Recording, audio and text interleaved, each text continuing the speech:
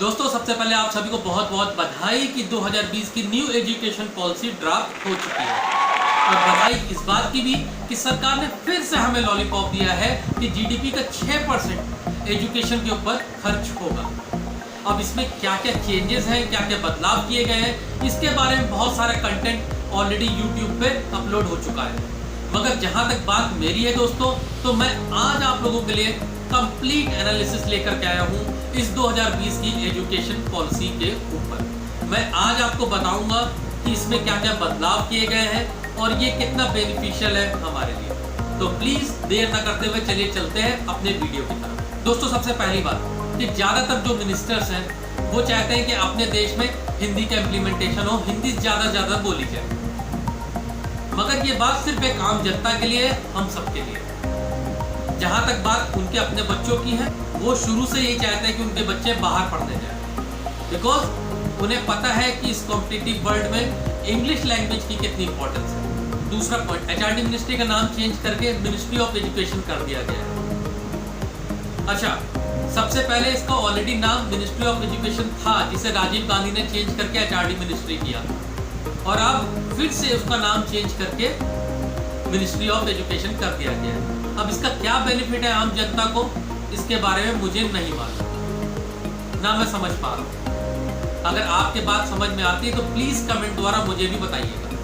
दोस्तों third point, हमारी जो एजुकेशन इंडस्ट्री है ना, इसमें तो सबसे ज्यादा क्वालिफाइड लोग होने चाहिए थे अपर पोजीशन में, मगर किसी भी मिनिस्टर के लिए एटलीस्ट फॉर एजुकेशन डिपार्टमेंट एक मिनिमम क्वालिफिकेशन होनी चाहिए। दोस्तों फोर्थ पॉइंट, अभी तक जो सिस्टम चल रहा था वो था 10+2 का, मतलब क्लास 1 से लेकर के क्लास 10 तक का एक कॉमन सिलेबस हुआ करता था जिसमें सारे सब्जेक्ट पढ़ाए जाते थे। 10th के बाद कई स्ट्रीम्स आ जाती थी, जैसे कि साइंस, कॉमर्स, आर्ट्स, आप किसी को भी चूज कर सकते हैं। मगर दोस्तों अब जो सिस्टम आया है वो सिस्टम आया है 5+3+3+4। इसके बारे में मैं अभी आगे आपको विस्तार से बताऊंगा। दोस्तों फिफ्थ पॉइंट है, हमारा एक फंडामेंटल राइट है, इसको कहते हैं राइट टू एजुकेशन। इसमें कहा गया है कि 6 साल से लेकर 14 साल तक की जो एजुकेशन है वो फ्री दी जाएगी और वो कंपलसरी है। न्यू पॉलिसी के अकॉर्डिंग अब आपकी एजुकेशन 3 साल से शुरू होगी और 18 साल तक जाएगी। हालांकि इसका ड्राफ्ट में ऐसा कुछ मेंशन नहीं किया गया है। दोस्तों जैसा कि मैंने अभी आपको थोड़ी देर पहले बताया कि जो हमारी न्यू एजुकेशन पॉलिसी है ये डिवाइड हो गई है अब 5+3+3+4 में।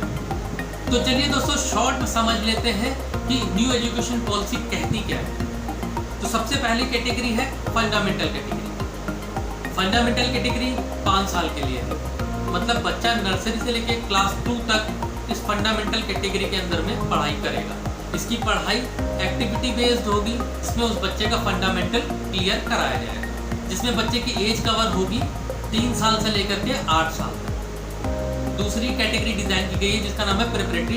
ये कैटेगरी 3 साल के लिए, इसमें क्लास कवर की जाएगी क्लास 3rd से लेकर क्लास 5th तक और एज 8 to 11 ईयर्स।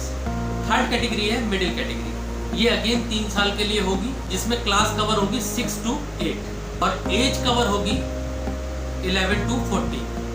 और इस कैटेगरी में ना एक डिफाइंड सिलेबस के थ्रू ही पढ़ाया जाएगा। और फोर्थ कैटेगरी है सेकेंडरी कैटेगरी, जो होगी 4 साल के लिए, इसमें क्लास कवर की जाएगी 9 से 12 तक और एज कवर होगी 14 to 18 और इसमें बच्चों को मल्टी डिसिप्लिनरी अप्रोच और क्रिटिकल थिंकिंग अप्रोच के थ्रू पढ़ाया जाएगा। और इसमें कोई भी स्पेसिफिक स्ट्रीम नहीं होगी, इसमें पूल सब्जेक्ट्स होंगे, मतलब जिस भी सब्जेक्ट में आपको इंटरेस्ट है वो सब्जेक्ट आप ले सकते हैं। आप साइंस का सब्जेक्ट भी चूज कर सकते हैं, उसी के साथ आप कॉमर्स का भी कोई सब्जेक्ट चूज कर सकते हैं, उसी के साथ आप आर्ट्स का भी कोई सब्जेक्ट चूज कर सकते हैं। तो ये है पूल सब्जेक्ट, जिस भी सब्जेक्ट में आपको इंटरेस्ट हो वो सब्जेक्ट आप चूज कर सकते हैं। सेमेस्टर वाइज एग्जाम होंगे, मतलब साल में 2 सेमेस्टर होंगे। जिस भी सेमेस्टर में आपके ज़्यादा अच्छे मार्क्स आएंगे उस सेमेस्टर को कंसिडर कर लिया जाएगा। तो बोर्ड एग्जाम भी देना हुआ और इजी। अब इसके बाद बारी आएगी 5th कैटेगरी की, जिसका नाम है हायर एजुकेशन। इसे 4 साल में डिवाइड किया गया है।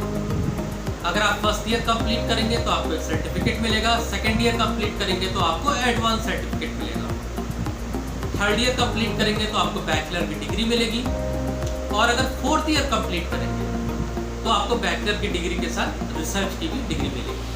अच्छा, एक चीज़ बिल्कुल नहीं है कि क्लास 6 से आपके वोकेशनल कोर्सेज स्टार्ट हो जाएंगे। मतलब अगर आपका बच्चा कोडिंग सीखना चाहता है, पेंटिंग करना चाहता है, सिंगिंग करना चाहता है, ड्राइंग करना चाहता है, उसके भी एकेडमिक मार्क्स होंगे जो उसमें ऐड होंगे। एक और इम्पोर्टेंट पॉइंट कि क्लास 8 तक बच्चों की जो पढ़ाई होगी ना, वो लोकल और रीजनल लैंग्वेज में ही हो। आज के एटमॉस्फेयर में ये कितना बेनिफिशियल है, ये एक आम जनता ही डिसाइड करेगी, आप लोग डिसाइड करेंगे। दोस्तों, एक इम्पोर्टेंट पॉइंट, क्लास 12 के बाद आप लोगों का एक कॉमन एग्जाम होगा जिसका नाम है CEE, कॉमन एंट्रेंस एग्जामिनेशन। इसमें क्या होगा कि बच्चों को इस एग्जाम में अपीयर होना पड़ेगा और जैसी उनकी रैंक आएगी उसी रैंक के अकॉर्डिंग उनको यूनिवर्सिटी में दाखिला मिलेगा, एडमिशन मिलेगा। मगर प्रॉब्लम कहाँ आएगी? जो भी प्राइवेट यूनिवर्सिटीज़ हैं, डोनेशन के थ्रू जो एडमिशन लेती हैं, उनका क्या होगा? वो किस तरीके से उन बच्चों को एडमिशन देंगे? ये आने वाले वक्त में बहुत बड़ी समस्या खड़े होने वाली है। अब दोस्तों बात करते हैं GDP, ग्रॉस डोमेस्टिक प्रोडक्ट। हालांकि ये कॉमन वर्ड है, आप लोगों को पता होगा। अगर जिन लोगों को नहीं पता है तो मैं बहुत छोटे में समझा देता हूँ, आसान भाषा में समझाने की कोशिश करता हूँ कि किसी भी देश की जो अर्थव्यवस्था होती है उसकी सेहत कितनी अच्छी है, ये डिसाइड करती है GDP। तो सरकार ने कहा है कि GDP का 6% हम एजुकेशन के ऊपर खर्चा करेंगे। दोस्तों, आज तक जितनी भी एजुकेशन पॉलिसी बनी है ना, उसमें हम लोगों से यही वादा किया गया है कि GDP का 6% एजुकेशन पर खर्चा होगा। मगर सच्चाई देखें तो आज तक कभी ऐसा नहीं हुआ है। मैक्सिमम जो खर्च हुआ है वो 3% से लेकर के 4% के बीच में खर्च हुआ है। दोस्तों, इस हकीकत को समझने के लिए मैं आपको बता दूं कि हमारी कंट्री की जो रैंक है वो 143 है आउट ऑफ 197 एजुकेशन पे खर्च करने के मामले में। इवन जहां नेपाल तक की बात है तो वो अपनी GDP की 6.5% खर्च करता है एजुकेशन के ऊपर। मगर गवर्नमेंट ने फिर से हमसे वादा किया है कि इस बार GDP का 6% एजुकेशन के ऊपर खर्च होगा। अब इस बात को कितना मानना है, नहीं मानना है दोस्तों, ये आपके ऊपर निर्भर करता है। दोस्तों, चलिए बात कर लेते हैं टीचर्स की। तो टीचर की स्थिति तो वैसी ही दयनीय है दोस्तों। कभी उसे इलेक्शन कमीशन में लगा दिया जाता है, कभी उसे फैमिली प्लानिंग के कैंपेन में लगा दिया जाता है, कभी उसे पोलियो कैंपेन में लगा दिया जाता है, और उसके बाद उसको वक्त मिलता है तो वो पढ़ाने चलता है अपने बच्चों को। जिस टीचर को अपनी नौकरी की स्थिरता के बारे में नहीं मालूम, वो एक बच्चे को किस तरीके से क्रिटिकल थिंकिंग के बारे में या मल्टीडिसिप्लिनरी अप्रोच के बारे में पढ़ाएगा?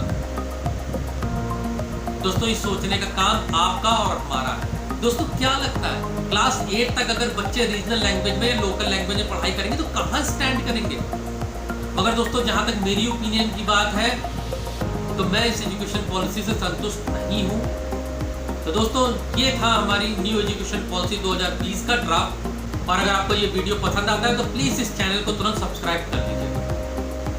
मैं हूँ विवेक श्रीवास्तव, एक educational consultant, career coach and trainer. तब तक के लिए आप खुश रहिए, सुरक्षित रहिए, अपने परिवार को सुरक्षित रखिए। बहुत बहुत शुक्रिया।